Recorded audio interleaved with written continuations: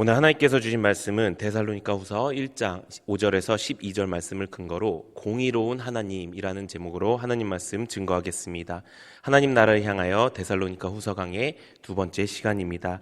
우리가 지난번 말씀을 통해서 말할 수 없는 고난과 환난에 빠진 그 데살로니가 성도들이 소망을 잃어버렸다라는 말씀을 우리가 듣게 되었습니다.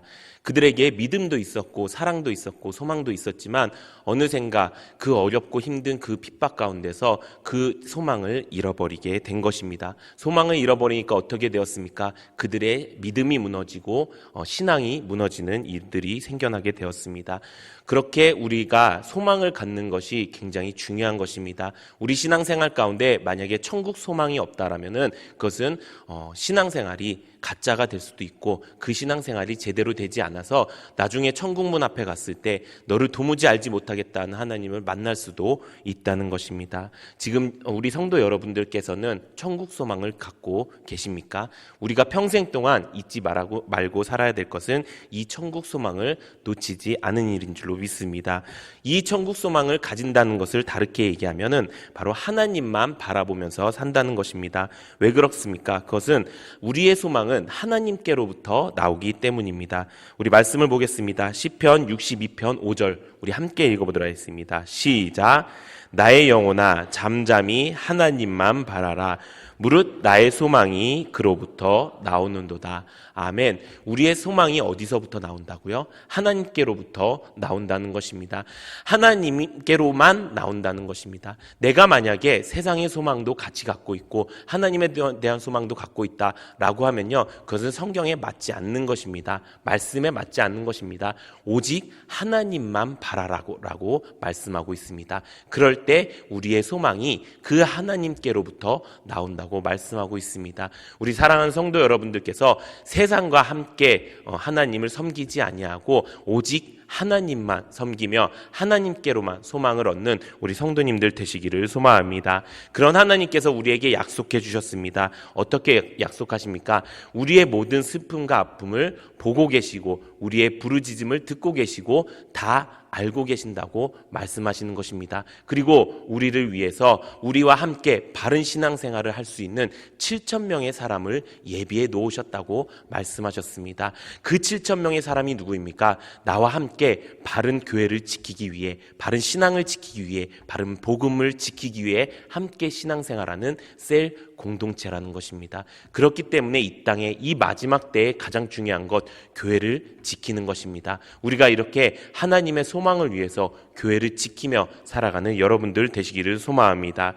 이 바울도 지금 데살로니가 교회 성도들이 잃어버린 소망을 다시 찾기를 원했습니다. 그래서 이 소망이 하나님께로부터 온다는 것을 말하고 그 하나님께로부터 온 소망을 다시 찾아서 이 교회가 다시 굳건하게 세워지기를 원하는 말씀이 오늘의 본문의 말씀입니다. 그 첫 번째 말씀으로 오늘 소개할 하나님은 바로 공의의 하나님이시라는 것입니다. 사실 처음부터 데살로니가 교회 성도들은 그 고난을 이기지 못하는 사람들이 아니었습니다. 처음에는 믿음으로 굳건히 이겨나갈 수 있었습니다. 하지만 끊임없는 그 끝도 없는 그 고난의 끝에서 그들은 더 이상 그 믿음을 지킬 수 있는 힘이 사라져 버렸다는 것입니다. 그들이 지치게 되자 그 고난을 받는 이유조차도 모른 채 고난을 받게 된 것이었습니다. 그렇게 되니까 그 고난이 그냥 마치 나한테만 이루어진 것 같이 생각되고 또 그 고난이 왜 이렇게 하나님을 믿으면 고난이 생겨? 하나님을 믿으면 복을 받는다고 했는데 하나님을 믿으면 영원한 안식에 간다고 했는데 왜 나에게 이런 일이 생기는 거야? 라는 불평불만이 되었다는 것입니다. 그래서 바울이 가장 먼저 공의로운 하나님을 소개하기 위해서 그 고난의 이유를 이들에게 설명합니다. 그것이 오늘 본문 데살로니가후서 1장 5절의 말씀입니다. 우리 함께 읽어보도록 하겠습니다. 시작. 이는 하나님의 공의로운 심판의 표요 너희로 하여금 하나님 나라에 합당한 자로 여김을 받게 하려 함이니 그 나라를 위하여 너희가 또한 고난을 받느니라. 아멘. 우리가 어떤 일을 경험했을 때 가장 두려운 것은 무엇입니까? 그 일의 문제점을 찾지 못할 때가 가장 두렵습니다. 그 일에 만약에 문제점을 찾는다고 하면은 그 일이 더 이상 두려운 일이 아니라 나에게 해결될 수 있는 일이 되는 것입니다. 데살로니가 성도 교회 사람들도 마찬가지였습니다. 고난의 이유를 모르니까 그 고난을 왜 받는지, 그러니까 끝까지 그 믿음을 지키지 못하고 소망을 잃어버리게 된 것입니다. 그런데 지금 뭐라고 말씀하고 있습니까? 너희가 받는 고난이 너희로 하여금 하나님 나라에 합당한 자로 여김을 받게 하는 증표가 된다고 말씀하고 있습니다. 또 그 하나님의 나라를 위하여 고난을 받는 것이라고 그 고난의 이유를 정확하게 설명하고 있습니다. 그렇다면 이들은 왜 고난을 받고 있는 것일까요? 이들이 고난을 받고 있는 이유는 딱 한 가지입니다.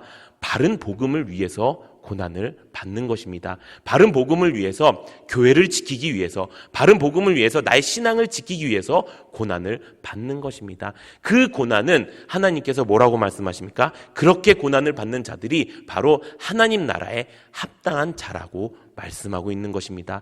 여러분, 우리가 신앙생활을 하는 이유가 무엇입니까? 하나님 나라에 합당한 자가 되기 위해서 신앙생활을 하는 것입니다. 하나님 나라를 위해서 살기 위해서 우리가 신앙생활을 하는 것입니다. 그렇다면 우리는 이 바른 복음을 위해서 고난받는 것을 즐거이 해야 된다는 말씀인 것입니다. 만약에 지금 내가 받고 있는 고난이 이 바른 복음을 위한 고난이라면, 내가 이 교회를 지키기 위한 고난이라면, 내가 이 셀을 지키고 내가 이 말씀을 지키기 위한 고난이라면은 그 고난은 반드시 하나님 나라의 공의로운 하나님의 심판의 표가 될 것이고, 그것이 내가 하나님 나라에 합당한 사람이라는 증거가 되는 줄로 믿습니다. 사랑하는 성도 여러분, 우리가 이 믿음 가지고 걸어가기 원합니다. 이때 만나는 하나님이 바로 공의로운 하나님이시라는 것입니다. 이 공의로운 하나님은 이렇게 우리에게 심판하십니다. 우리 데살로니가 후서 1장 6절에서 9절 함께 읽어보도록 하겠습니다. 시작. 너희로 환난을 받게 하는 자들에게는 환난으로 갚으시고 환난을 받는 너희에게는 우리와 함께 안식으로 갚으시는 것이 하나님의 공이시니, 주 예수께서 자기의 능력의 천사들과 함께 하늘로부터 불꽃 가운데 나타나실 때에 우리 주 예수 복음을 복종하지 않는 자들에게 형벌을 내리시리니, 이런 자들은 주의 얼굴과 그의 힘의 영광을 떠나 영원한 멸망의 형벌을 받으리로다. 아멘. 공의로운 하나님을 성경에서 말씀하고 있습니다. 공의라는 것은 좌우로 치우치지 않는 것을 이야기하십니다. 우리 하나님은 좌우로 치우치는 분이 아니시라는 것입니다. 이것을 다르게 이야기하면은 하나님은 어떠한 상황 가운데서도 선을 선이라고 이야기하시는 분이시고요, 악을 악이라고 이야기하시는 분이시라는 것입니다. 그렇기 때문에 내가 만약에 하나님의 백성인 내가 복음을 위해서, 이 선을 위해서 받는 고난을 받고 있다면은 그 끝은 분명히 선이 될 것이라는 말씀인 것입니다. 반대로 말하면은 내가 만약에 하나님의 말씀에 복종하지 않고 하나님의 말씀에 대적하는 사람이라면은 그 악은 끝까지 악이 되어서 영원한 형벌에 받을 수 있게 된다는 것입니다. 지금 받는 고난이 선의 고난이라면 반드시 선으로 끝나는 것인 줄로 믿습니다. 그렇게 우리가 알고 살아갈 때 공의로운 하나님을 만나게 된다는 것입니다. 우리가 복음 때문에, 또 교회 때문에, 신앙 때문에 지금 받는 위기와 상황이 있습니다. 고난이 있습니다. 그런데 그 고난이 끝날 것 같은데 또 끝나지 않고 계속 지속되는 경우가 있습니다. 그럴 때 내가 지쳐 흔들리는 것이 아니라 이 공의로운 하나님을 여러분들이 기억하시기 바랍니다. 그래서 이 공의로운 하나님을 통해서 지금 내가 받는 고난의 끝은 영원한 안식임을 기억하며 사시는 여러분들 되시기를 소망합니다. 바울은 이런 하나님을 이 데살로니가 교회 성도들에게 가르쳐 주기를 원했습니다. 너희가 지금 받는 그 고난이, 너희가 지키려고 하는 그 복음이, 그 교회가, 그 신앙이 결코 헛되지 않은 것임을 깨닫고 이제 앞으로 그 하나님을 만나고 나아가기를 원했습니다. 그래서 마지막으로 하나님께 영광이 되기 위해서 이렇게 말씀하고 있습니다. 데살로니가 후서 1장 11절에서 12절 우리 함께 읽어보도록 하겠습니다. 시작. 이러므로 우리도 항상 너희를 위하여 기도함은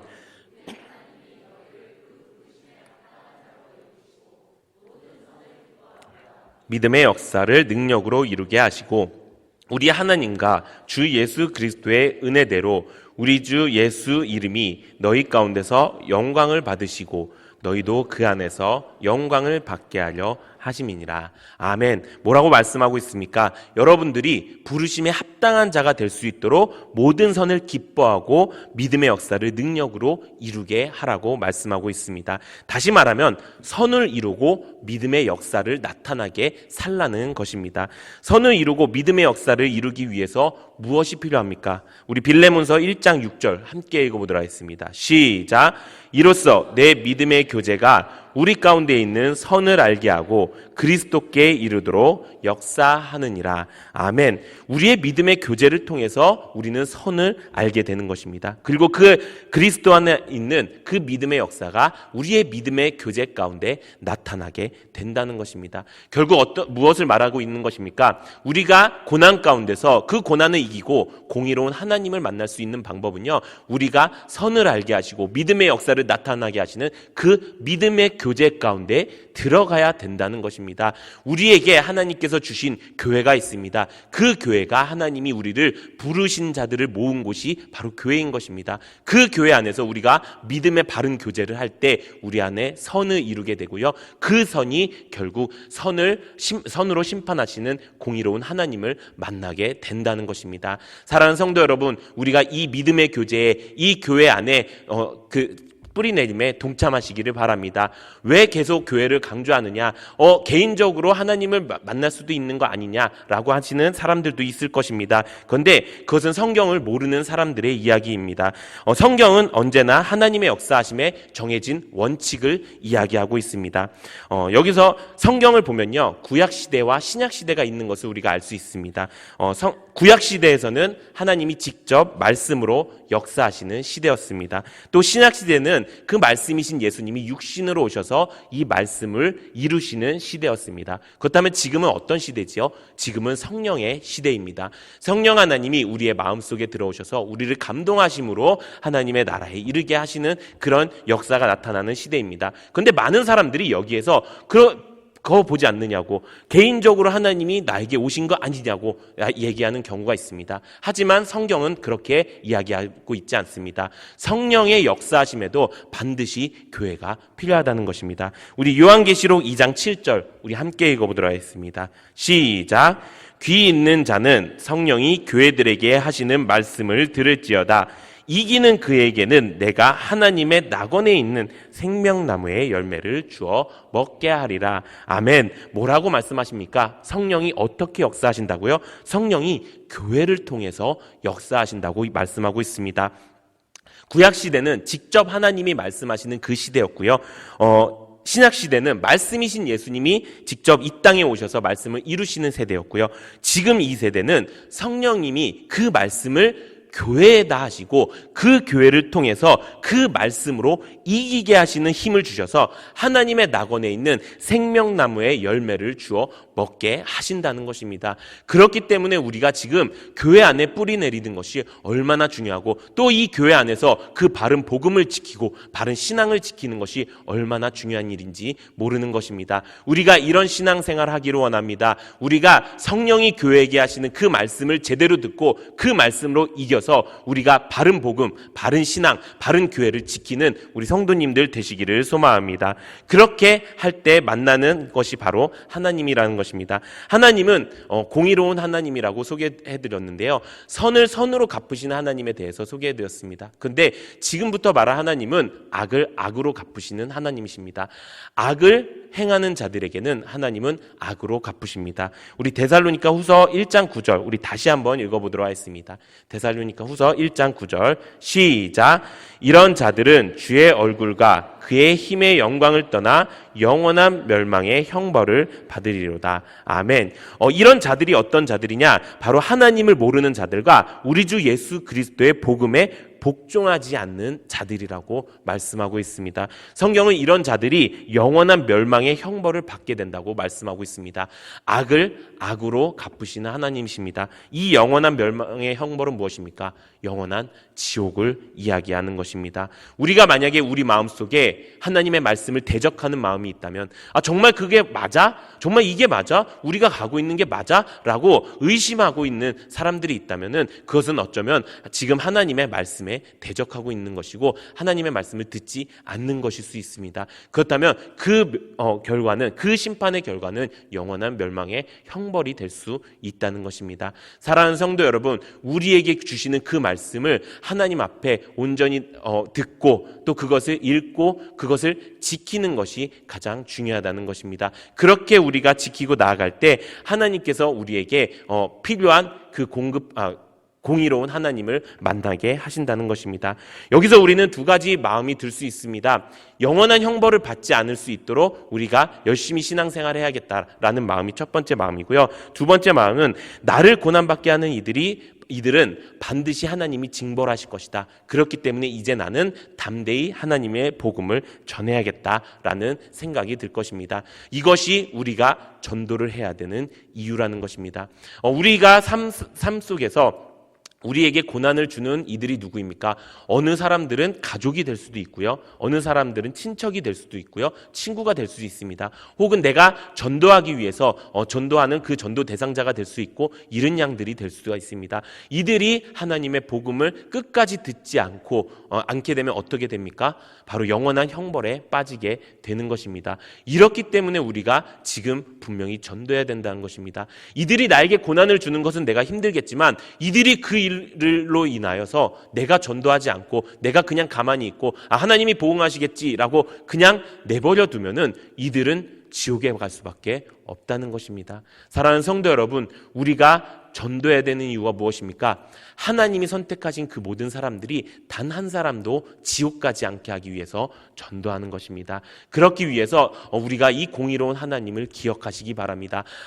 내 주변에 있는 그 어떤 사람도 내가 영원한 형벌에 빠지지 않을 수 있도록 내가 그 어떤 고난을 받는다 하더라도 내가 복음을 지키고 교회를 지키고 신앙을 지켜서 내가 이 복음을 통해서 하나님의 말씀을 온전히 전해야겠다라고 다짐하는 여러분들 되시기를 소망합니다. 그리고 그것을 나 혼자 이루는 것이 아니라 우리 교회 공동체 안에서 믿음의 교제를 통해서 선을 이루면서 그리스도께 이르는 믿음의 역사를 나타내심으로 말미암아 그 모든 일들이 공의로운 하나님을 만나고 이루어지는 우리 모든 성도님들 되시기를 예수님의 이름으로 축원합니다.